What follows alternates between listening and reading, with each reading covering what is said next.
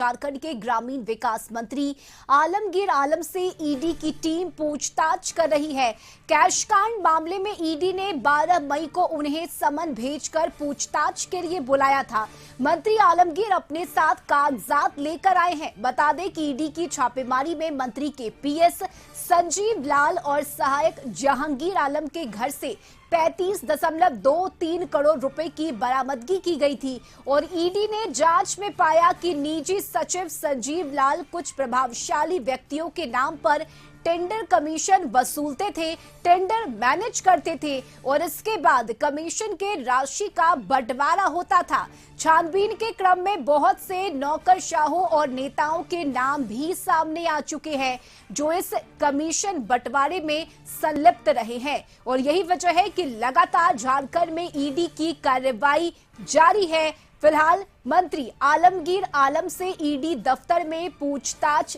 चल रही है और इस खबर पर ज्यादा जानकारी के साथ सहयोगी संदीप जुड़ गए हैं। संदीप, देखिए, कई घंटों से आलमगीर आलम से पूछताछ की जा रही है और आलमगीर आलम जब ईडी दफ्तर पहुंचे तो उनके हाथ में कुछ कागजात भी थे। क्या अभी जानकारी, चूंकि अंदर क्रॉस सवाल भी किया जा रहा है, सबको एक दूसरे के आमने सामने बिठाकर भी ईडी की टीम पूछताछ कर रही है। सही कहा, क्योंकि यदि सम्मन की बात करें तो राज्य के मंत्री आलमगीर आलम को 12 मई को ही सम्मन जारी हुआ था। 14 तारीख यानी आज के दिन 11 बजे उनको ईडी दफ्तर बुलाया गया था पूछताछ के लिए। हालांकि मंत्री 11 बजे से पहले ही ईडी दफ्तर पहुंच गए थे और अपने हाथों में कई कागजात भी लेके पहुंचे हैं और उनसे जो पूछताछ का जो दौर है वह चल रहा है। अब भी यदि ईडी दफ्तर की बात करें तो जो मंत्री हैं आलमगीर आलम ईडी दफ्तर में ही मौजूद हैं और इसके अलावे जो उनके पीएस रहे हैं जिनकी गिरफ्तारी ईडी ने पिछले दिनों की है, संजीव लाल की और जो जहांगीर जिसके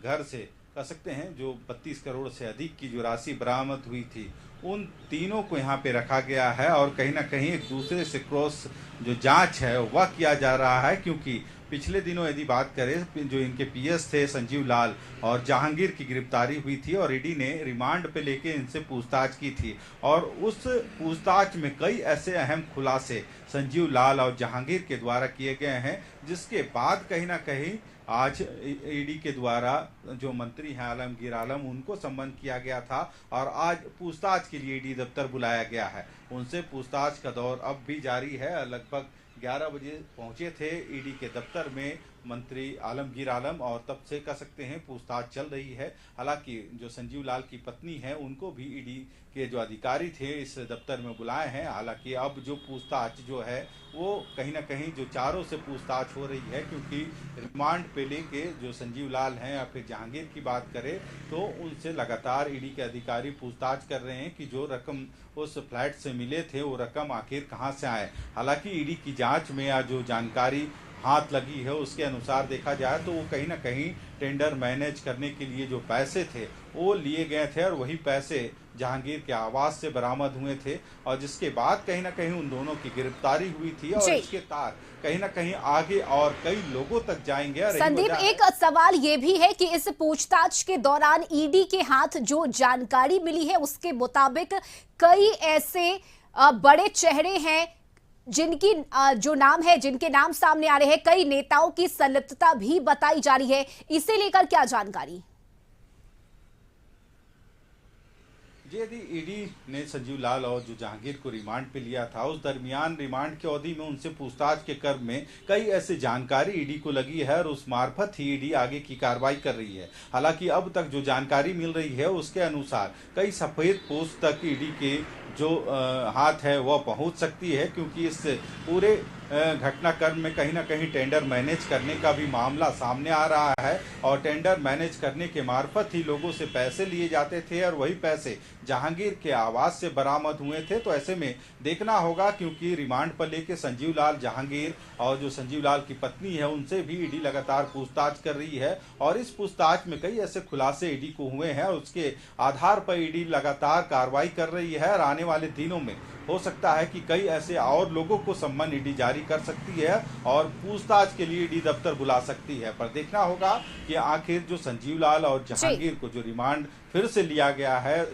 ईडी के द्वारा, तो इस रिमांड की अवधि में ईडी जरूर यह कोशिश करेगी कि आखिर इस पूरे प्रकरण में, इस पूरे मामले में कितने लोग और शामिल हैं और कौन कौन लोग हैं, उन लोगों तक भी पहुंचने की कोशिश ईडी लगातार कर रही है। और यही वजह है कि दोबारा फिर से ईडी ने अदालत में दरख्वास्त करके इन लोगों को पूछताछ के लिए रिमांड पे लिया है और लगातार इनसे पूछताछ भी चल रही है। आज आलमगीर आलम जो राज्य के मंत्री हैं, उनको भी ईडी दफ्तर बुलाया गया है और इस मार्फत उनसे भी यह जानकारी ली जाएगी कि आखिर इस मामले में या फिर जो जहांगीर के आवास से जो पैसे मिले हैं उसका किससे किससे कनेक्शन है। क्योंकि यदि बात करें संजीव लाल की, तो मंत्री आलमगीर आलम के वे पीएस हैं और जो पीएस संजीव लाल हैं उनके ही नौकर जहांगीर है। तो ऐसे में कहीं ना कहीं यह तार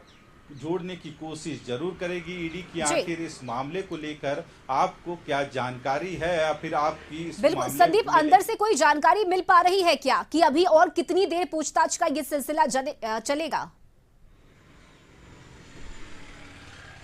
जी, यदि कार्रवाई की बात करें तो ईडी की जो जांच है लगातार चल रही है। आप देख सकते हैं जो ईडी का जो क्षेत्रीय कार्यालय है, हालांकि मंत्री के अंदर प्रवेश करने के बाद गेट बंद कर दिया गया है और जितने लोग अंदर हैं उन्हीं से पूछताछ का जो दौर है वह जारी है। यह कहना अभी थोड़ी जल्दबाजी होगी कि आखिर कितने बजे तक या फिर कितने दिनों तक ईडी मंत्री आलमगीर आलम से पूछताछ करेगी, पर देखना होगा। क्योंकि हर एक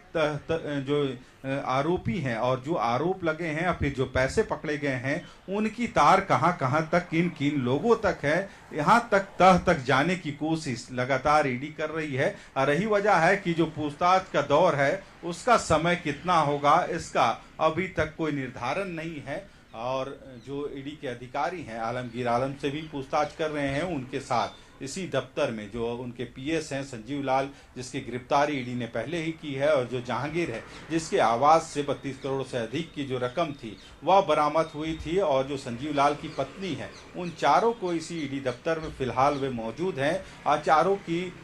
एक साथ कह सकते हैं जो जानकारी या फिर संजीव लाल से मिली हो, जहांगीर से मिली हो, उस हिसाब से क्रॉस चेक भी या कह सकते हैं क्रॉस एग्जामिन भी ईडी के अधिकारी कर सकते हैं। और देखना होगा कि आगे इस पूरे मामले को लेके और कितने लोग इस मामले में शामिल हैं, उन तक ईडी पहुंचने की जो कोशिश कर रही है, या फिर जो पूछताछ ईडी ने रिमांड पर लेके संजीव लाल या फिर जहांगीर से कर रही है, तो उसमें और कितनी बातें सामने आती है, या फिर इस मामले को लेकर जो और कितने लोग इसमें सम्मिलित हैं, या फिर जो पैसा था वो कहां से आया और किसके मार्फत उस फ्लैट तक पहुंचा, इन सभी चीजों को खंगालने की कोशिश ईडी लगातार कर रही है। और यही वजह है कि विभिन्न संजीव लाल के अलावे जहांगीर और जो मंत्री आलमगीर आलम हैं उनको भी इस मामले पे सम्मन किया गया है और उनको आज ईडी दफ्तर बुलाया गया है। उनसे भी पूछताछ जो है जारी है, और कितने बजे तक यह पूछताछ होगी या अभी कहना मुश्किल है। बिल्कुल बिल्कुल संदीप, साथ ही इस कैश कांड की अगर हम बात करें तो देखिए जहांगीर आलम के आवास से करोड़ों में रुपए बरामद किए गए और वो तस्वीरें हैरान कर देने वाली रही, और यही वजह है कि बीजेपी ने भी इस मुद्दे को हाथों हाथ लिया और निशाने पर रहे मंत्री आलमगीर आलम। हाँ, सही कहा। क्योंकि जो कार्रवाई ईडी के द्वारा हुई थी और जिस दिन ईडी के जो कार्रवाई के बाद जो रकम मिली थी जहांगीर के आवास से, उसके बाद कहीं ना कहीं बीजेपी के जो लोग हैं वो भी इन चाहे आलमगीर की बात हो उनको घेरने में या फिर उनके ऊपर निशाना साधने में चूकते नजर नहीं आए। हालांकि वित्त मंत्री देश की जो निर्मला सीतारमन रांची पहुंची थी अपने एक दिवसीय कार्यक्रम में, और एक कार्यक्रम में उन्होंने इस घटना का भी जिक्र किया था कि यहाँ झारखंड में आकाश से लेके पाताल तक पैसों का बंडल मिल रहा है, और यहाँ तक इतने पैसे मिल रहे हैं घोटाले के, और जिसको गिनते गिनते मशीनें भी थक जा रही है। तो यह जो बयान वित्त मंत्री का भी रहा था, और इस प्रकरण यानी इस जो मामला हुआ था, और इससे पहले भी कई ऐसे मामले झारखंड में हुए हैं जिसमें करोड़ों रुपये बरामद ईडी के द्वारा किए गए हैं, चाहे जमीन घोटाला का मामला हो या फिर इस कैश कांड का मामला। तो कहीं ना कहीं विगत 1 से 2 वर्षों में देखा जाए तो ईडी ने कई मामलों को लेके एक बड़ी कार्रवाई की है, और उसमें सफलता भी ईडी को लगी है। और यही वजह है कि कई ऐसे बड़े राजनेता हों, अधिकारी हों, कारोबारी हों, इस मामले में जेल के अंदर भी हैं। हालांकि इस कैश कांड का जो तार है वह अब किन किन लोगों तक पहुंचता है, वह देखने वाली बात होगी। हालांकि अब तक जो ईडी की कार्रवाई है इस मामले में, जो छानबीन है लगातार चल रही है, और इससे सम्मिलित या फिर जिसमें भी ईडी को संदेह हो रहा है, या फिर संजीव लाल या फिर जहांगीर के जो बयान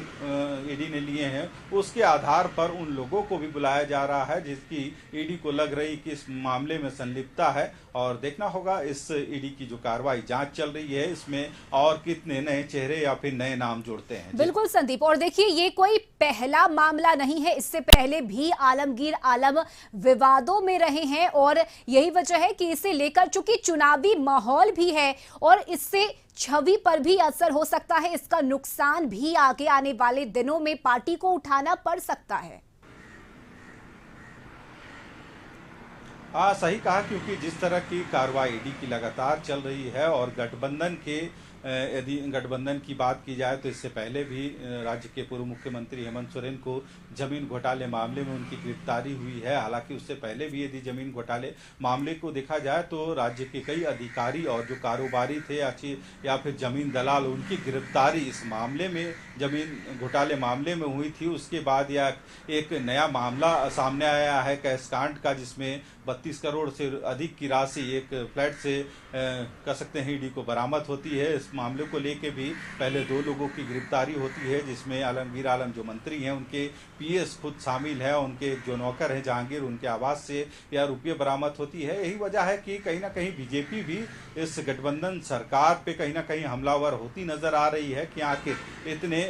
जो पैसे बरामद हो रहे हैं उतने पैसे आ कहाँ रहे हैं, क्योंकि यह सफ़ेद पैसे नहीं है, यह काले धन ही है जो कहीं ना कहीं एक जगह पे एकत्रित करके रखे गए थे। और लगातार हमलावर बीजेपी के जो नेता हैं वे भी होते नजर आ रहे हैं। पर देखना होगा ईडी की जो कार्रवाई है वह लगातार जारी है और इस मामले को लेके आगे ईडी की क्या रुख होता है या फिर इस मामले में और कितने लोगों की संलिप्तता है, इसका भी उजागर ईडी के जो अधिकारी हैं जांच के उपरांत कर सकते हैं। फिलहाल यदि आज की बात करें तो मंत्री आलमगीर आलम, संजीव लाल, जहांगीर और जो संजीव लाल की पत्नी है उनसे जो पूछताछ है ईडी दफ्तर में अब भी चालू है। बिल्कुल संदीप, इसके अलावा पूछताछ की अगर हम बात करें तो अभी ये मानकर चलना चाहिए कि कई बड़े अधिकारी, कई सफेद पोश नाम और कई बड़े नेताओं के नाम भी इस मामले में शामिल हो सकते हैं और यही वजह है कि ईडी एक एक कर सभी से पूछताछ कर रही है, क्रॉस सवाल भी कर रही है ताकि किसी तरह का कोई कंफ्यूजन ना हो। सही कहा, क्योंकि अभी तक की जो कार्रवाई हुई है या फिर ईडी की जो जांच चल रही है उसमें कई ऐसे तथ्य सामने आए हैं जिसके आधार पर यह कहा जा सकता है कि कई लोग इस मामले में और भी संलिप्त हो सकते हैं, जिन तक ईडी लगातार पहुंचने की कोशिश कर रही है और जिसका भी तार इस पूरे प्रकरण में जुड़ा हुआ है उसको उस तक ईडी पहुंचने का लगातार प्रयास कर रही है। यही वजह है कि एक के बाद एक लोगों को इस प्रकरण में जो सम्मन है वह जारी किया जा रहा है। अब तक यदि बात करें तो इससे पहले सिर्फ संजीव लाल जो मंत्री के पीएस थे या फिर जहांगीर की बात करें उनकी गिरफ्तारी हुई थी। उसके बाद संजीव लाल की पत्नी से भी कई बार ईडी के अधिकारियों ने इसी ईडी के क्षेत्रीय कार्यालय में पूछताछ की है और अब आज आलमगीर आलम जो मंत्री हैं राज्य के, उनको सम्मन जारी हुआ था, आज उनको पूछताछ के लिए बुलाया गया है। अब आगे देखना होगा कि इस मामले में जो अब तक की जो जानकारी मिल रही है उसके अनुसार कई लोग इस मामले के जद पे आ सकते हैं और उनसे भी आगे ईडी पूछताछ कर सकती है और संभवतः कई लोगों को ईडी आगे भी सम्मन कर सकती है। तो देखना होगा आज की जो पूछताछ जो चल रही है और कितने बजे तक या फिर कितने घंटों चलती है, क्योंकि आज की यदि बात करें तो मंत्री आलमगीर आलम 11 बजे के लगभग ही ईडी दफ्तर पहुंच गए थे और अपने साथ कई दस्तावेज भी लेके आए हैं और उन दस्तावेजों को ईडी के समक्ष अपने जो कह सकते हैं पूछताछ के दरमियान वो उन दस्तावेजों को दिखला भी सकते हैं। आप देख सकते हैं कई ईडी के जो अधिकारी हैं लगातार उनका ईडी का जो क्षेत्रीय कार्यालय है वहाँ पे आना जाना लगा हुआ है और सुबह से ही जो पड़ताल ईडी की जो पूछताछ है वह चल रही है। फिलहाल यदि बात करें तो मंत्री आलमगीर आलम, संजीव लाल जो उनके पीएस हैं और जहांगीर और संजीव लाल की पत्नी चारों ईडी दफ्तर में हैं और उनसे लगातार पूछताछ चल रही है। अब देखना होगा इस प्रकरण में आगे क्या नया मोड़ आता है या फिर आगे कितने लोग की संलिप्तता इस पूरे प्रकरण में है उस तक पहुंचने की कोशिश ईडी लगातार कर रही है। जी चलिए बिल्कुल संदीप, नजर बनाए रखिए, लगातार आपसे अपडेट लेते रहेंगे। फिलहाल बहुत शुक्रिया आपका तमाम जानकारी के लिए।